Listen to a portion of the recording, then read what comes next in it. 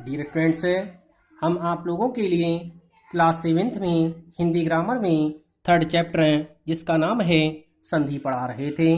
इस चैप्टर में मैंने आप लोगों के लिए स्वर संधि तथा व्यंजन संधि के लिए अच्छी तरह से समझा दिया था और विसर्ग संधि के कुछ नियम पढ़ा दिए थे। जो नियम पढ़ाने को शेष रह गए हैं उन्हें मैं पढ़ाता हूँ, आप ध्यान से सुने। विसर्ग संधि का अगला नियम है विसर्ग में परिवर्तन ना होना। डियर स्टूडेंट्स, अभी आपने पढ़ा था कि विसर्ग में कौन सी स्थिति में लोप हो जाता है। अब हम आपको पढ़ाएंगे कि विसर्ग में परिवर्तन ना होना। विसर्ग में परिवर्तन किस स्थिति में नहीं होता है। यदि विसर्ग से पहले ह्रस्व आ हो और विसर्ग का मेल का या पा से हो तो विसर्ग में कोई परिवर्तन नहीं होता है। डियर स्टूडेंट्स, कहने का तात्पर्य यह है कि यदि पहले पद के अंत में विसर्ग आए तथा विसर्ग से पूर्व ह्रस्व आ हो तो और दूसरे पद के प्रारंभ में यदि का या पा हो तो विसर्ग में कोई भी परिवर्तन नहीं होगा। जैसे इसे हम उदाहरण के माध्यम से समझते हैं। विसर्ग में परिवर्तन कौन सी स्थिति में नहीं होगा, ये हम उदाहरण के माध्यम से आपको समझाते हैं। विसर्ग में परिवर्तन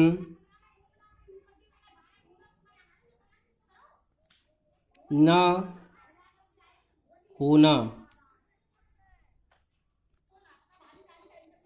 विसर्ग में परिवर्तन कौन सी स्थिति में नहीं होगा। मैंने आपको पढ़ाया था कि यदि विसर्ग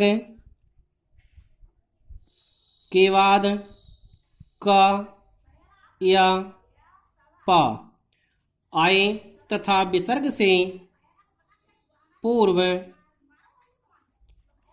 आ ह्रस्व आए तो विसर्ग में कोई भी परिवर्तन नहीं होगा। इसे हम उदाहरण के माध्यम से समझते हैं।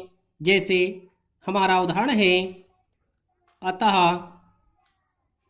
अंतः प्लस करण।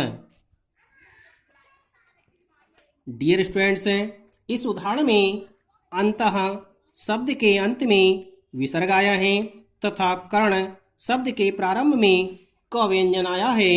विसर्ग से पूर्व ह्रस्व आ है, इसलिए विसर्ग में कोई भी परिवर्तन नहीं होगा और नया शब्द बनेगा अंतः करण। इसी तरह से दूसरा उदाहरण है अंतः प्लस पुर।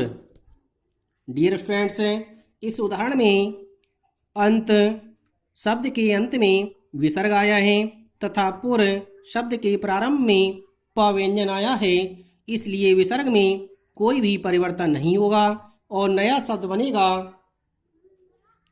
अंतः पुर।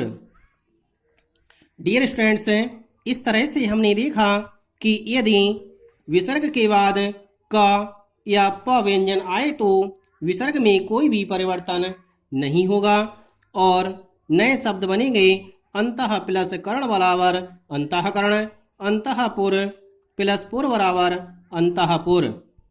इस तरह से मैंने आपको विसर्ग संधि के नियम समझाए।